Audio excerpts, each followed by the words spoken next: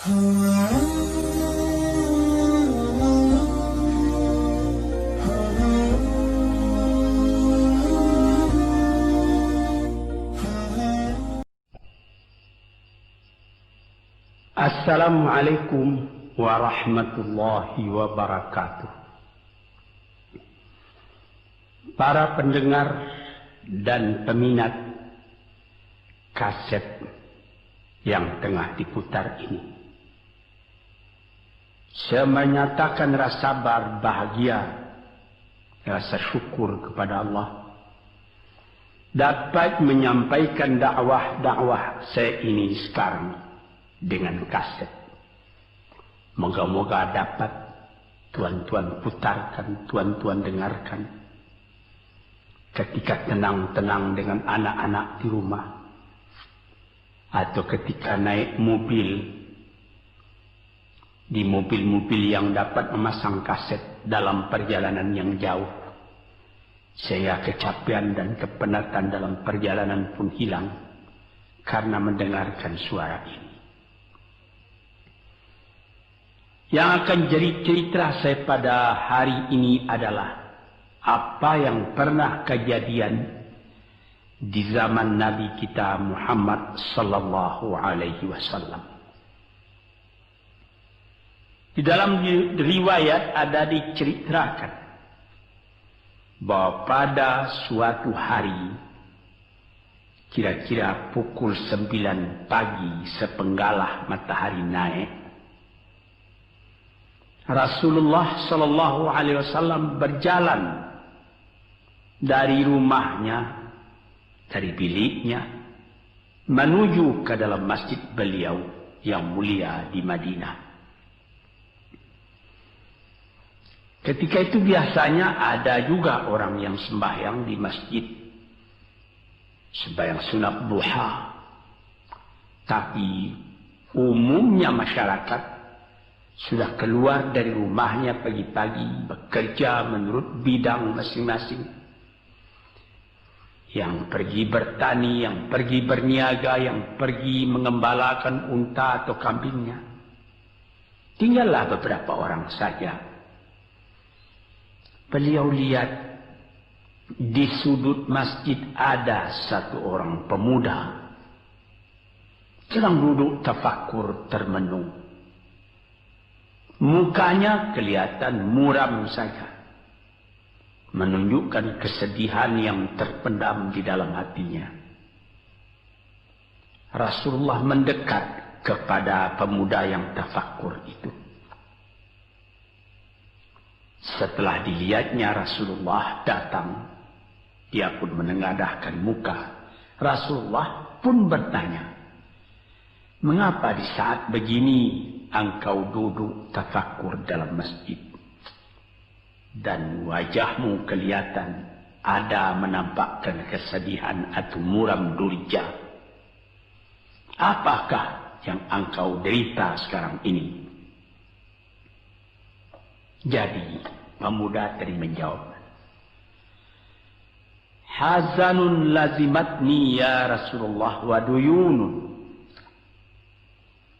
Artinya, aku ditimpa duka cita ya Rasulullah karena utang. Rupanya orang ini berutang. Utang telah lama, janji sudah dekat, persediaan buat membayar belum ada. Itu yang saya menungkan di sini ya Rasulullah. Dengan senyum Rasulullah menjawab, "Sudikah engkau kalau aku ajarkan kepadamu suatu bacaan?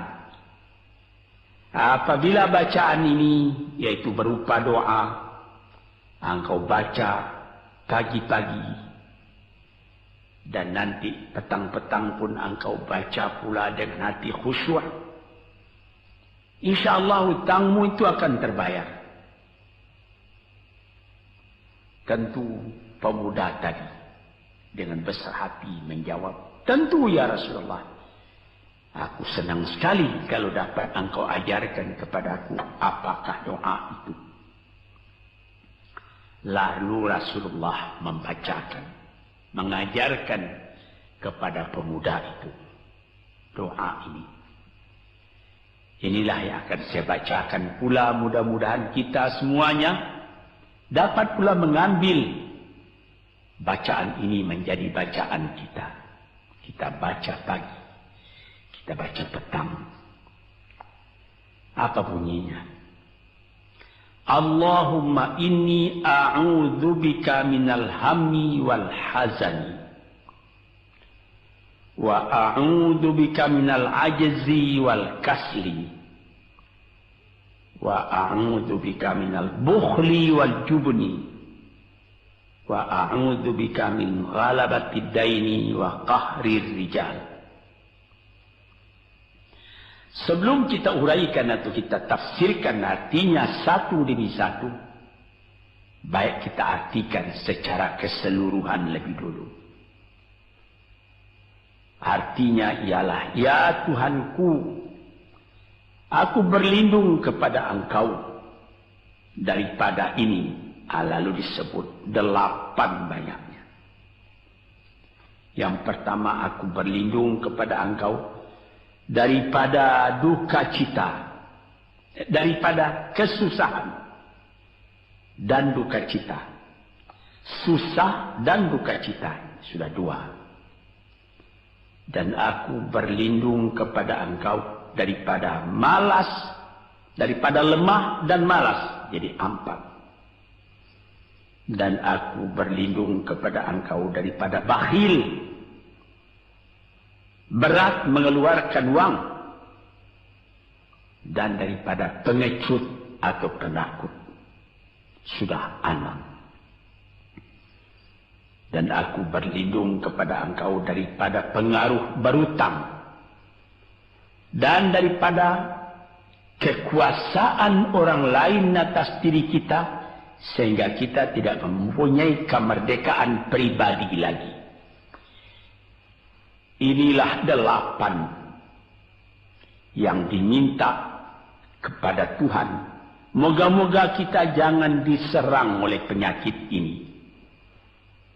Karena kalau ada ini penyakit yang 8 perkara, itu kita mempunyai pribadi yang lemah. Tidak mempunyai lagi personality yang dapat tegak. Padahal dalam didikan agama kita, tempat kita takut cuma satu, yaitu Allah. Yang lain tidak ada. Yang pertama, susah. Apabila orang telah susah, pikirannya pun sudah tertumbuk. Jalan untuk maju tidak ada lagi. Padahal dalam kehidupan itu, manusia tidak akan berjalan di atas jalan yang datar saja, yang bertaburkan kembang. Kehidupan itu mendaki, menurun, melereng, berenang, melewati ombak dan gelombang. Itu pasti dalam hidup. Apa yang disusahkan? Kusut, tak ada kusut yang tidak selesai. Keruh, tak ada keruh yang tidak jernih. Apabila pikiran kita telah susah lebih dulu, maka gelaplah jalan yang kita tumpuh ke muka dalam kehidupan tadi. Yang kedua, kita disuruh berlindung kepada Allah daripada duka cita. Yang menyebabkan orang duka cita itu memang banyak. Misalnya, kehilangan barang yang disukai, kematian orang yang disenangi, bahaya yang datang dengan tiba-tiba, orang yang ditunggu sudah lama tidak datang, barang yang dicari tak bertemu, dan lain-lain sebagainya. Lalu tumbuh hazan, duka cita. Kalau kesusahan menjadikan soal yang kita hadapi jadi kusut, kedukaan menyebabkan jalan yang kita tempuh jadi gelap. Nah, ini dua hal yang bisa menghambat, menjadi rintangan bagi manusia di dalam kehidupannya. Lalu yang ketiga, aku berlindung kepada Engkau ya Allah minal ajaz. Lemah. Lemah apa? Lemah pikiran. Tidak ada energi lagi. Tidak ada inisiatif lagi. Menyerah saja. Lemah. Belum dihadapi suatu soal, hati lebih dulu sudah lemah. Merasa itu soal terlalu besar. Padahal kalau dihadapi, tidak ada kusut yang tidak terselesaikan. Tidak ada keruh yang tidak terjadikan. Yang lebih berbahaya lagi. Yang keempat, apa? Malas. Kalau sudah malas, apa yang akan dikerjakan lagi? Kita duduk saja termenung-menung dalam kemalasan. Lalu angan-angan banyak, cita-cita mati. Angan-angan hendak terbang, padahal sayap tidak ada. Angan-angan hendak mempunyai ini, hendak mempunyai itu, hendak mempunyai Mercedes-Benz, hendak mempunyai rumah besar. Tapi ikhtiar tidak ada. Sebab itu ada pepatah dari orang tua-tua kita di zaman dulu. Dikatakannya, mati, ini di zaman penjajahan dulu nih. Mati Belanda karena pangkat katanya. Mati Cina karena kaya katanya. Mati Keling karena makanan katanya. Mati Melayu atau Indonesia karena angan-angan. Ini dia. Angan-angan karena malas saja, berangan-angan. Tapi malas. Jadi tidak jadi. Dan itu membentuk juga kepada diri kita. Orang pemalas itu jalannya lunglai saja. Matanya muram saja. Tak jauh dia memandang. Nah, ini penyakit. Itu 4 penyakit. Lantas dikatakannya lagi yang nomor 5 dan nomor 6. Wa a'udzubika minal bukhli wal jubni. Dan aku berlindung kepada Engkau daripada bakhil dan pengecut. Ini lebih berbahaya lagi. Dikumpul-kumpulnya harta banyak-banyak. Maksudnya tadi hendak menguasai harta itu. Lama-lama dengan tidak disadarinya, harta itulah yang menguasai dia. Dia menjadi bakhil. Siang malam tidak ada kesenangan, cuma sibuk cari uang.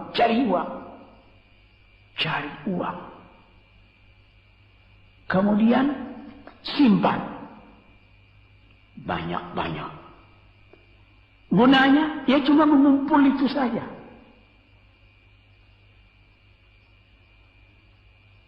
Akhirnya, berapa banyaknya orang yang mengumpul harta banyak-banyak, faidahnya tidak didapatnya.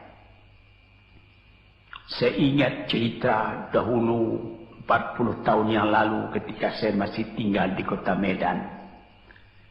Ada satu orang kaya mengumpul harta. Terkenal dia kaya di Medan, beberapa buah rumah, puluhan rumah yang dipersewakannya. Dan ada lagi harta-harta yang lain. Dia berjalan di jalan raya kota Medan itu dengan jalan kaki pakai payung satu. Padahal orang sudah mulai membeli mobil. Entah Cadillac lah, entah Chevrolet lah. Model-model yang terkenal sebelum perang. anaknya mengambil faidah dari kekayaan ayahnya. Dia beli mobil dengan uang ayahnya. Lalu orang bertanya, "Tuan, anak Tuan sudah naik mobil, Tuan masih jalan kaki." Apa jawab si bakhil tadi? "Saya anak orang miskin, anak saya anak orang kaya," katanya. Nah, inilah orang yang bukan lagi mencari harta buat menguasai harta itu, tetapi dia mencari harta buat dikuasai oleh harta itu. Yang nomor 6 lebih jahat lagi. Apa? Jubun, pengecut. Pengecut ini menjadikan separuh dari kehidupan manusia menjadi gagal. Ada pepatah orang,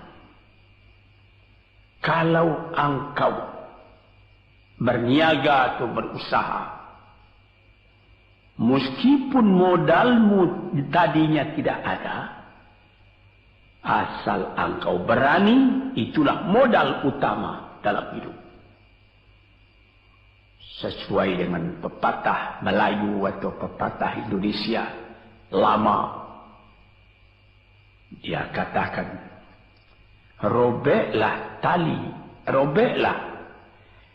putuslah tali layang-layang, robek kertas tentang bingkai.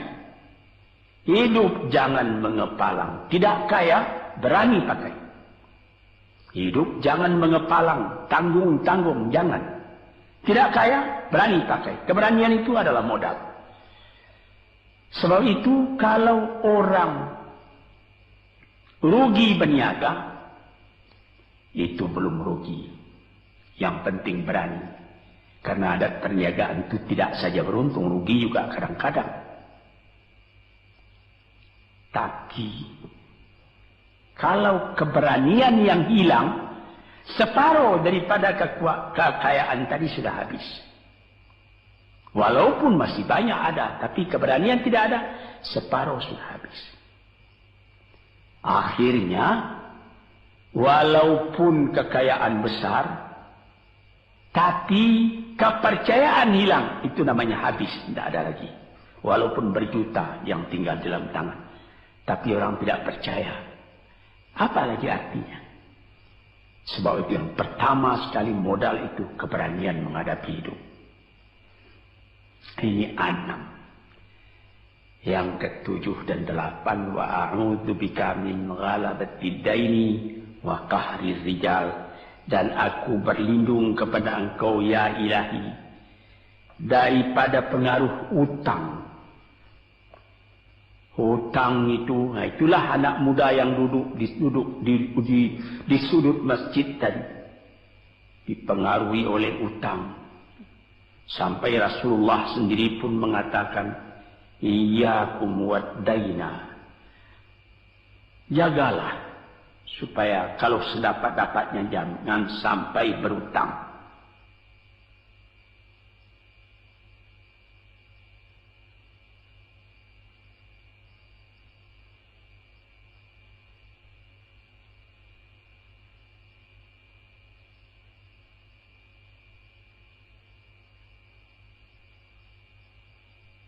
Bisa juga berutang kalau keberanian tidak ada, dan berani itu membuka jalan buat mencari bayarnya. Tetapi kalau pengecut berutang lagi, itu payah buat membayar. Sebab itu Nabi mengatakan, iyyakum wad-daina, saya akan sedapat-dapatnya elakkanlah supaya jangan berutang. Fa innahu hammun bil laili wa mazallatun fin nahari. Hutang itu susah pada malam hari, mata tidak mau tidur. Dengan apa imbangan hutang tadi, berapa utang, berapa yang akan diterima, sehingga mata tidak mau tidur malam itu memikirkan hutang. Akhirnya mazallatun fin nahari, kalau siang hari badan berasa hina, tak berani keluar dari rumah. Kota Jakarta yang begitu besar, bersilang siur, jalan-jalan raya, jalan Tamrin, Diponegoro, Imam Bonjol, Cut Mutia, dan lain-lain nama jalan. Ada orang yang jalan itu bertambah lama, bertambah kecil jumlahnya. Kalau orang lain mempunyai 100 macam jalan, dia paling tinggi cuma 2 saja jalannya yang dapat jalani. Jalan dari rumahnya ke tempat yang tertentu. Ke lain dia tidak berani. Kenapa? Karena ada tempat dia berhutang. Jadi dikatakan dalam hadis itu, orang berhutang malam tak mau tidur, siang malu sama orang. Takut akan ditanyai, takut akan dicari. Ataupun dia berbenam di rumah. Datang orang menunggu piutang. Dia bilangkan kepada pembantunya atau kepada anaknya, katakan bapak tidak di rumah.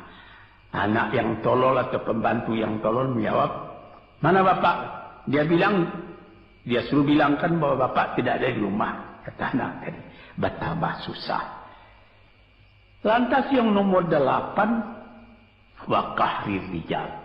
Kita tidak mempunyai lagi kemerdekaan diri buat menyatakan perasaan kita. Karena kita segan kepada orang. Kita terlalu banyak berutang budi kepadanya. Kita terlalu banyak mendapat hadiah daripadanya. Kita terlalu banyak dan lain-lain.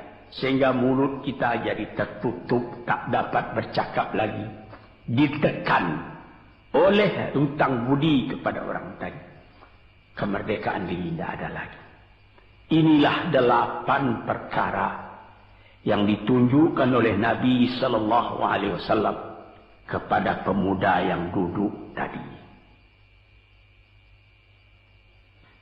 Dapatlah kita mengambil pedoman dalam kehidupan kita sendiri, bahwa yang amat penting lebih dahulu ialah kemerdekaan jiwa.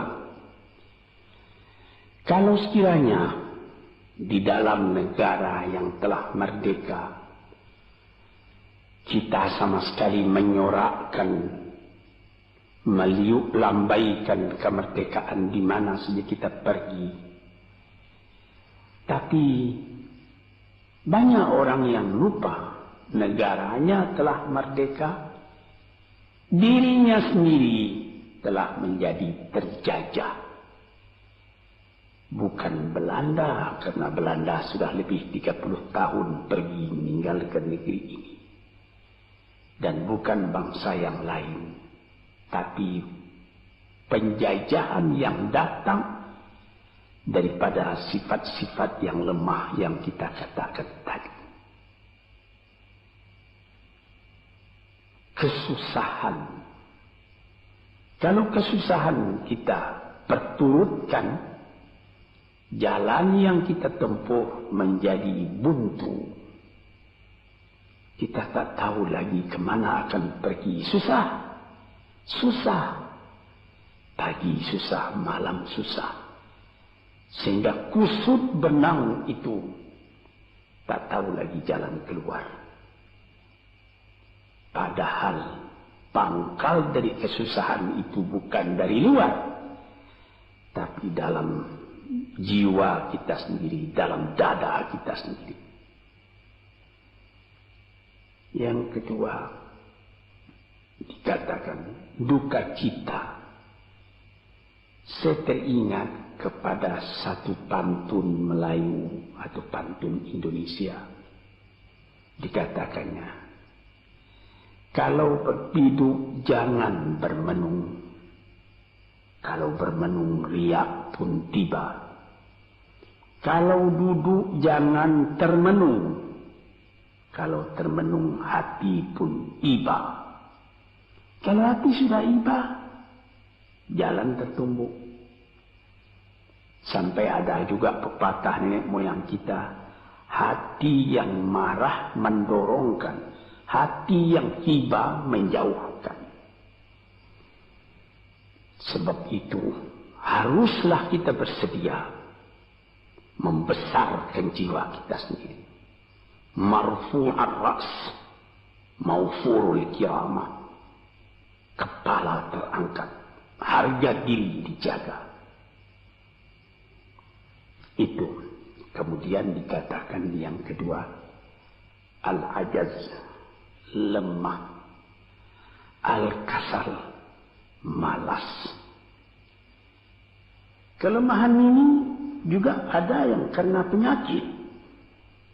Kenapa lemah saja? Kenapa tiap-tiap pekerjaan yang dihadapi pesimis yang timbul sehingga timbul malas? Kalau perlu, kita pergi kepada dokter, terutama psikiater. Kita tanyai, di mana segi kelemahan ini? Karena kelemahan jiwa, kemalasan, malas dan lemah itu dari jiwa pangkalnya. Ahli-ahli ilmu kesehatan yang telah mendalam mengetahui hubungan antara rohani dengan jasmani kita, sehingga timbul ilmu yang dinamai psikosomatik atau psikoterapi, menganalisa jiwa dari mana seginya, maka timbul lemah, maka timbul malas. Di sini kita memerlukan kuatnya energi. Sebab apabila manusia mempunyai jiwa yang besar, pekerjaan yang besar pun dipandangnya kecil. Tetapi apabila manusia mempunyai jiwa yang kecil, pekerjaan yang kecil pun dipandangnya besar. Kita misalkan saja kedua orang pemimpin yang kita cintai dan kita hormati. Proklamator kita Bung Karno dan Bung Hatta. Mereka mempunyai jiwa-jiwa yang besar. Sebab itu mereka memproklamirkan kemerdekaan Indonesia.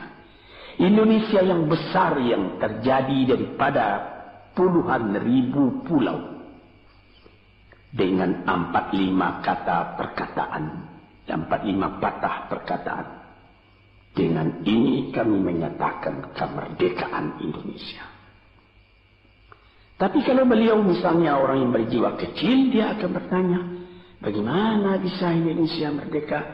Kita sudah miskin, melarat, dulu dijajah Belanda, kemudian ditekan Jepang. Kapan dia mengkaji itu pekerjaan yang detail-detail, yang kecil-kecil, dia anggap itu besar. Nah, ini misalnya. Maka orang-orang yang ajaz, yang lemah, atau yang kasar, yang pengecut, yang pemalas, tidak dapat mengerjakan pekerjaan yang besar-besar. Nah, kemudian yang kelima dan keenam, wa a'udzubika minal bukhli. Aku berlindung kepada engkau daripada bakhil. Menerima mau banyak-banyak, mengeluarkan paling sedikit. Dia anggap, sebagaimana saya katakan tadi, tadinya dia menguasai harta. Akhirnya dengan tidak disadarinya, dia yang dikuasai oleh harta. Akhirnya orang yang begini kerjanya cuma mengumpul-ngumpul harta saja. Kumpulkan harta banyak-banyak. Kemudian Tuhan memanggilnya kembali ke akhirat. Mati. Tidak ada harta tadi yang dibawanya. Tinggal menjadi perselisihan di antara anak dan cucu. Di hari-hari yang pertama, anak tadi menangis. Ayahnya telah mati. Tapi di hari yang kedua dan ketiga, dia tidak menangis lagi. Dia berpikir, di mana kunci ditaruh ayah? Di mana simpanan ayah? Berapa peninggalan ayah? Lalu dia berkelahi. Anak tadi. Nah ini, karena si ayah tadi bukhul, bakhil. Nikmatnya orang lain yang merasai, dia sendiri sengsara diperintah oleh hartanya itu. Apatah lagi yang keenam, jubun, pengecut. Dia berjalan siang, dia berjalan malam hari. Kelihatannya olehnya pohon kayu bergerak-gerak. Disangkanya itu hantu. Dia lari terus. Bertambah lari, bertambah takut. Akhirnya dia pingsan karena sudah lari. Dia tak ada apa-apa oleh orang yang berani. Ini orang yang gagal di dalam perjalanan hidupnya. Karena penakutnya, karena pengejutnya itu. Padahal di dalam keterangan agama sendiri, orang-orang yang beriman kepada Allah dikatakan, la tahinu wa la tahzanu wa antumul a'launa in kuntum mu'minin. Jangan engkau merasa lemah, jangan engkau merasa duka cita, jangan engkau merasa pengecut. Engkau tinggi kalau engkau beriman kepada Allah Subhanahu wa ta'ala. Dengan iman kepada Allah Ta'ala itu kita melihat alam dalam keindahannya, dalam kekecilannya. Yang besar cuma Allah. Kita tidak takut karena tidak ada satu bahaya yang akan menimpa kepada diri kita kalau tidak Tuhan yang menentukan. Ini pokok tuan-tuan, para pendengar kaset yang saya muliakan. Kemudian di nomor 7 dikatakan kita berlindung kepada Allah daripada pengaruh hutang. Alangkah kecilnya jiwa orang apabila dia telah berutang kepada orang lain. Dibikin janji tanggal sekian akan dibayar, tanggalnya sudah dekat, persediaan belum ada. Lalu timbul kecil jiwa sekali lagi. Apatah lagi qahri rijal yang nomor 8. Yang ke-8 sebagaimana telah kita uraikan tadi ialah qahri rijal. Pengaruh orang lain kepada diri kita sendiri. Sehingga kita tidak berani lagi menyebut kebenaran. Tidak berani lagi mengatakan yang hak. Lidah telah tertutup. Mulut telah penuh dengan air sehingga tidak dapat dibuka lagi. Segan. Kita sudah terlalu banyak berutang budi kepada orang. Walaupun sudah jelas perbuatan orang itu salah misalnya. Kita tidak berani lagi menegur. Dengan demikian timbullah di dalam masyarakat apa yang disebut dalam bahasa Arab munafik. Yaitu lain di mulut, lain di hati. Hati mengatakan perbuatan orang ini salah. Tapi mulut mengatakan, bagaimana pikiran saya? Bagaimana pendapat Tuhan sekarang tentang perbuatan saya ini? Baik Bapak, ini bagus Bapak, itu sudah betul Bapak. Padahal tidak. Ini kecelakaan yang nomor 8. Kita minta kepada Allah supaya kita dilepaskan dari pengaruh-pengaruh orang, pengaruh manusia. Sehingga kita tidak berani lagi menyebut apa yang benar itu. Padahal di dalam hadis dikatakan qulil haqq walau kana murran. Katakan yang benar itu walaupun pahit sekalipun. Ini murah menyebutnya, tetapi kalau jiwa sudah tertekan tidak berani menyebutnya lagi. Para pengikut kaset yang tercinta, itulah 8 perkara diperingatkan, dituliskan, diajarkan, disuruh hafal oleh Nabi kepada pemuda yang beliau dapati dan menunggu seorang diri tadi.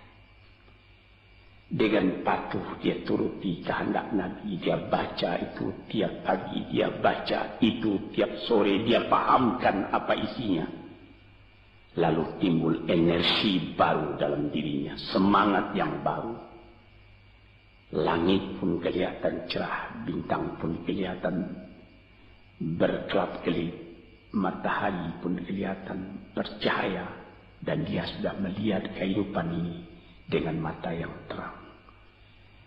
Kemudian dia bertemu dengan Nabi. Ya Rasulullah, saya mengucapkan terima kasih. Penyakit-penyakit tak ada pada saya lagi. Utang saya sudah terbayar.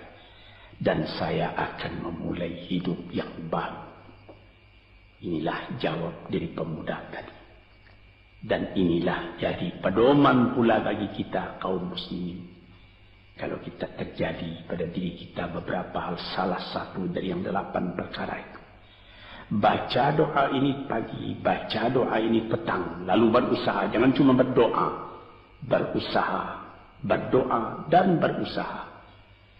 Allah akan membukakan kepada kita pintu rahmatnya, memberikan nikmatnya yang berlipat ganda, sehingga segala sesuatu yang di kiri kanan kita menjadi kekayaan, menjadi inspirasi buat maju ke depan di dalam kehidupan ini. Bapak-bapak, saudara-saudara pendengar kaset yang saya muliakan, moga-moga pengaruh dari hadis ini, daripada doa ini masuk ke dalam diri saudara, dan saudara menjadi orang muslim dan merdeka yang sejati. Sekianlah pandangan saya, moga-moga ada manfaatnya bagi para pendengar dan peminat kaset yang tercinta. Assalamualaikum warahmatullahi wabarakatuh.